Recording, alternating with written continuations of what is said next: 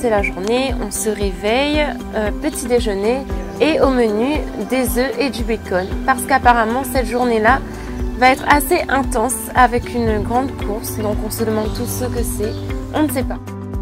Avant de commencer toute la journée, bien sûr, il y a la réunion.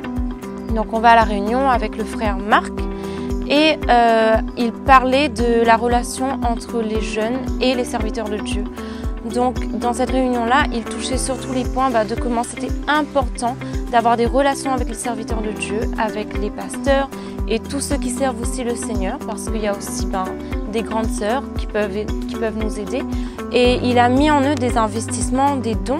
Et ce sont des choses très importantes qu'il a données à ces personnes spécialement. Et c'est vrai que parfois, en tant que jeune, on a beaucoup d'orgueil, on a notre fierté, on a notre rébellion, et qui nous empêche de reconnaître qu'on peut recevoir quelque chose avec quelqu'un d'autre. Et des fois, notre façon de voir, notre perception des choses, c'est un vrai obstacle pour construire ces relations-là.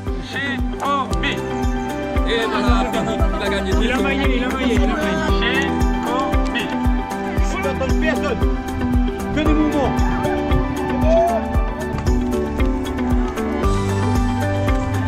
On réunit les équipes, le jeu va commencer. Cette course assez intense, c'était sur le thème « Souffrir avec moi ». Donc chaque équipe avait un pasteur qu'elle devait soutenir. On avait 2 guides pour nous aider dans cette course-là. Finalement, on avait une liste d'objets à ramener par les épreuves, comme il y avait par exemple un iPhone 9, une trousse de secours, un kit de survie. Le pasteur allait partir en mission, donc on devait lui apporter tout ce dont il avait besoin pour qu'il puisse effectuer sa mission dans le confort qu'il lui faut. Des épreuves qui m'ont vraiment marqué, c'est lorsqu'on arrive à la frontière du pays. Donc on va passer à la douane. On avait déjà eu notre iPhone 9, notre boîte de médicaments, mais ce sont des choses qu'on ne peut pas normalement emmener, ça ne passe pas à la douane, ou c'est des choses vraiment trop lourdes. Donc on arrive à la douane et là c'est vraiment l'autorité qui nous arrête et qui veut fouiller nos bagages. Finalement on arrive à passer nos bagages sur le tapis roulant et la femme nous dit non mais là il y a trop de kilos, c'est trop lourd, vous ne pouvez pas emporter tout ça, c'est pas possible, ou bien il faudra payer. Et là je me rappelle que la veille, il y avait un appel pour servir le Seigneur en aidant à nettoyer les dortoirs. Et moi et mon équipe, on a répondu à cet appel parce que la veille, justement, on avait manqué, on avait préféré se divertir au lieu de répondre à l'appel, de passer un moment encourageant avec un encadrant. Donc on a manqué quelque chose. Donc cette fois-ci, je me rattrape, moi et mon équipe, nous répondons à l'appel. On va servir le Seigneur et comme récompense, on a eu 70 €. Donc j'explique à la femme de la douane, elle me dit c'est bon, ça passe pour cette fois. On arrive en Corée du Nord, c'était le pays où notre pasteur devait aller en mission. Et là, on retrouve donc un petit bonhomme en carton qui représentait notre pasteur. Il nous confie une clé. À quoi sert cette clé? On ne sait pas.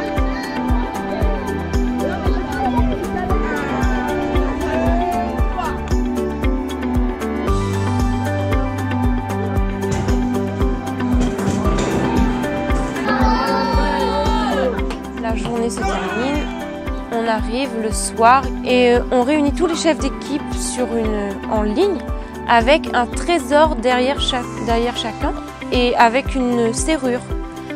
Et là, on devait tous ouvrir ce trésor avec notre clé. J'ouvre le trésor et je découvre un petit papier enroulé. Et je déplie ce papier et c'est écrit en chemin resserré. Donc mon équipe qui s'appelait en chemin large avant s'appelle dorénavant en chemin resserré. Cette clé justement nous a permis de nous libérer de nos fardeaux. Donc quelque chose de nouveau arrive, on est libre et on a un nouveau nom.